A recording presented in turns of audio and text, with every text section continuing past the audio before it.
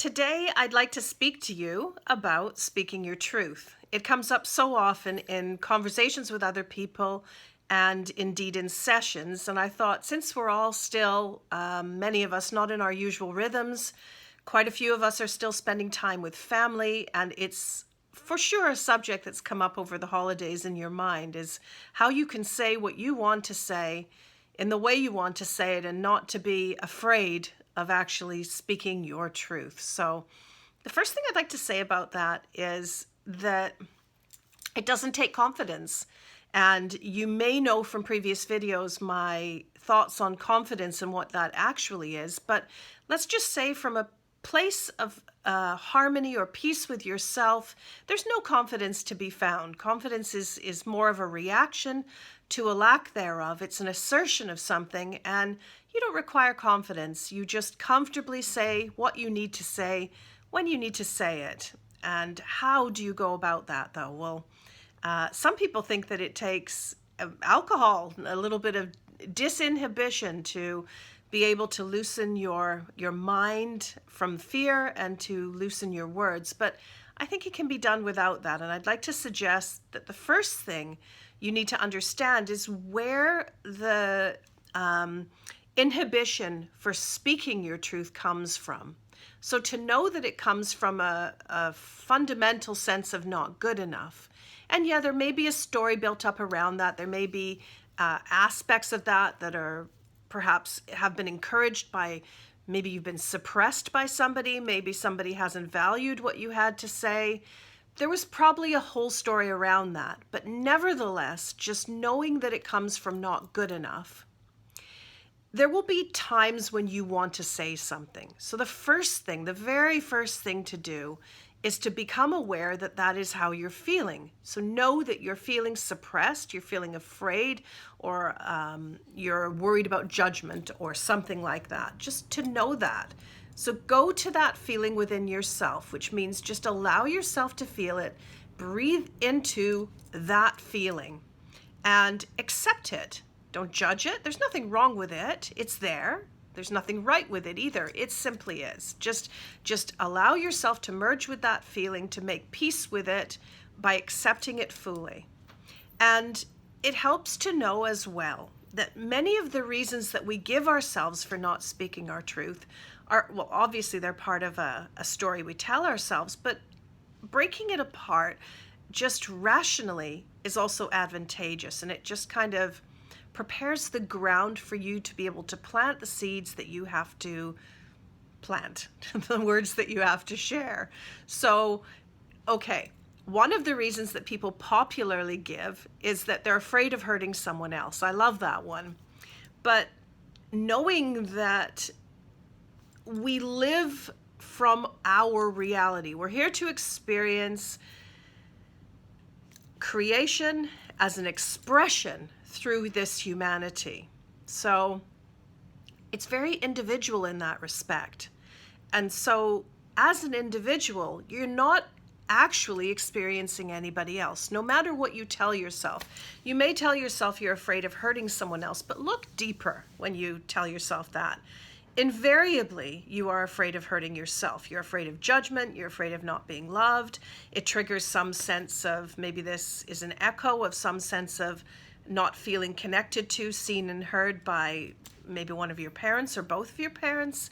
There will be a reason that it sits there, but it's nothing to do with your fear of hurting another. Because when we come from this place of, as I referred to, sort of harmony or neutrality, we don't fear hurting others. We don't become callous either. That's something else altogether. But we just comfortably say what we need to say, and we seem to find the right words, and we're not attached to the outcome. And what I find is that because everything is energy, so words are energy too, when we don't come from a place of fear or not good enough, we also don't attract and draw to us the same in circumstance. So know that. Know that you're telling yourself a bit of a story if you're telling yourself you're afraid of hurting someone else. So, how do we do this thing? Well, there's little things that you can do that are actually helpful. First of all, so don't tell yourself it's about confidence, because now you've set yourself certain conditions that have to be present for you to speak about something. but they don't need to be present at all. You can do it anytime. What I think helps is to create the space to be able to say what you need to say. So the first thing is you're meeting yourself. As I said, you're meeting those feelings. You feel that you've heard you and your need to speak. And if you still feel after you do that, that there is something you have to say, often I find that creating a space to be able to say that is beneficial, and you can be very honest with somebody. I spoke to a client about this very recently, and I said, why don't you just admit that you find it really difficult to say this? That it's taken a lot for you to be able to share how you feel, and that you'd like to ask that you're just heard, that you don't need anything in return, you don't need any comments, you don't need anything to be offered, any solutions. You just want to say this, and you very much would ask that you not be interrupted in doing so, and that if needed, that there's space afterward to hear what that person has to say. And in fact, in the case of my client, what I suggested, because it was relevant, is that that person take a little time to think about a response if indeed there is a response. So planning out what you want to say can help prepare your mind for having that conversation. So that's really an obvious piece of strategizing, but it is beneficial, just kind of considering what your key points are. And I find that if you write it down or you note it in your phone or in your computer, you'll be able to see it in front of you, and you'll notice that a lot of what we want to say, we probably don't have to say. We tend to say more, and we tend to dress things up because we're nervous about being judged, or again, we're telling ourselves we're afraid of hurting someone. But actually, the simple truth is always the better way. So keep it as simple as you can. Plan it out if you can. And another thing that you can do is, I call it a sort of extrapolation, and it's also beneficial. Consider something that you've said in the past. If you can ever think of a time when you've said something that was difficult to say and you managed to say it. So remember that. Now, the brain is really clever this way, because if you bring that memory into the moment just before you need to speak, it's actually also bringing the energy of having said that thing that you found difficult, but let's say, quote unquote, empowered yourself to do so. And so you bring that energy into your field as you're speaking. And so what is it like? It's I don't know. I'm not even going to give you an analogy. I'm just going to say it's bringing some of that which you're seeking, which is a feeling of peace to be able to say what you want to say, into your experience, and so it'll be a little easier for you to speak. You can take as much time as you need, unless there's some kind of emergency with this. Take the time you need, and if you need to pause just to gather yourself, tell the person, I'm going to need a moment. Let me just gather my thoughts before I say anything else. So take the time you need. If that person interrupts you, because that's often one of the things that happens, and then people kind of clam up and feel like they can't speak, I find it funny that I remember this so vividly, but Margaret Thatcher comes to my mind, the ex-British Prime Minister, the late British Prime Minister. And no, I was not one of her fans, but she did something super effective for getting people to go quiet when she had something to say. And she would just put up her hand and she would say, no, no, no. Now, no, I'm not suggesting you do that. But what I want to say is that kind of energy, that sort of determination to be able to say what you need to say, bring some of that to you. Now, the way you might express that could be, I know you want to speak. I know you also want to, be heard on this, but I need the space to be able to say what I have to say first. And I will give you, if indeed you're going to, the space to say what you need to say. But please, whatever you do, don't interrupt me, because it takes me off my train of thought and it makes it even harder for me to say this. So just remind them, bring them back. Do not be diverted. A lot of people make the mistake then of picking up the thread of whatever that person is saying to them and then opening up, a response to what they're saying, or just stopping and listening. Don't do it. No, don't do it. Don't let them just compel you out of what you're trying to say. What you have to say matters, and you matter, and you need to know that. So say it. You don't need their agreement.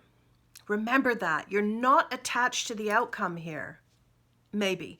Well, no, not at all, actually. I mean, sometimes we do need an answer, but when you consider that it's about you being able to express you, so it's not even really about the other person, despite the fact that you might be talking about them or you might be saying something that's contentious for you to say. Let go of your attachment to what they say and to how they're going to receive it, whether they like it, whether they don't like it. That's irrelevant. So again, these are conditions we set ourselves, and what they do is they create a kind of mountain that we have to climb, of which we never reach the top, whereby we need these ideal conditions to be able to say something. No, you don't. No, you don't. You need you. You just need to meet with your feelings, and then from that place, say what you need to say. Is there anything else? Sometimes mental clarity, like obviously that's a beneficial thing. So this is where the planning comes in. And just, consider what the core of your message is. Say it in a simple form. And then if you need to, sometimes it's helpful, summarize it at the end. So make sure that you've been heard about the key points. People have a knack for listening most intently to the things that they view as criticisms or the things that are different than their own perspective. So if there's something very important that you have to say,